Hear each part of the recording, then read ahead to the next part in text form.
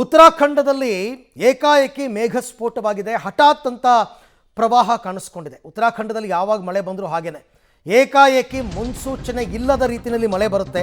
ಯಾವ ಪರಿಪ್ರಮಾಣದ ಮಳೆ ಬೀಳುತ್ತೆ ಅಂತಕ್ಕಂಥ ಅಂದಾಜು ಕೂಡ ಇರಲ್ಲ. ಈಗ ಉತ್ತರ ಕಾಶಿಯ ಬಳಿ 9 ಕಾರ್ಮಿಕರು ನಾಪತ್ತೆಯಾಗಿದ್ದಾರೆ.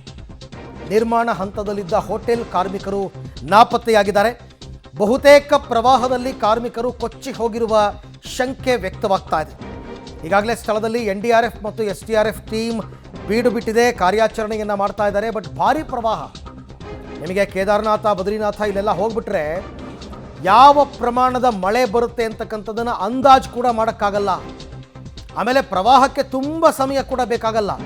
ಆ ಬೀಳುವ ಮಳೆಯ ಪ್ರಮಾಣ ಹೆಂಗಿರುತ್ತೆ ಅಂದರೆ ಹಠಾತ್ ಅಂತ ಪ್ರವಾಹ ಬಂದ್ಬಿಡುತ್ತೆ. ಆ ಪ್ರವಾಹದಲ್ಲಿ ಈಗ 9 ಕಾರ್ಮಿಕರು ನಾಪತ್ತೆಯಾಗಿದ್ದಾರೆ ಅಂತಕ್ಕಂಥ ಅನುಮಾನವನ್ನು ವ್ಯಕ್ತಪಡಿಸಲಾಗ್ತಾ ಇದೆ. ಇವರೆಲ್ಲರೂ ಕೂಡ ಉತ್ತರ ಕಾಶಿಯ ಬಳಿ ನಿರ್ಮಾಣ ಹಂತದಲ್ಲಿದ್ದ ಹೋಟೆಲ್ನ ಕಾರ್ಮಿಕರು. ಏಕಾಏಕಿ ನಾಪತ್ತೆಯಾಗಿದ್ದಾರೆ, ಕಾಣಿಸ್ಕೋತಾ ಇಲ್ಲ ಯಾರೂ. NDRF SDRF ಟೀಮ್ ಎಲ್ಲರೂ ಕೂಡ ಕಾರ್ಯಾಚರಣೆಗೆ ಇಳಿದಿದ್ದಾರೆ. ಬಟ್ ಯಾರ ಸುಳಿವು ಕೂಡ ಸಿಗ್ತಾ ಇಲ್ಲ.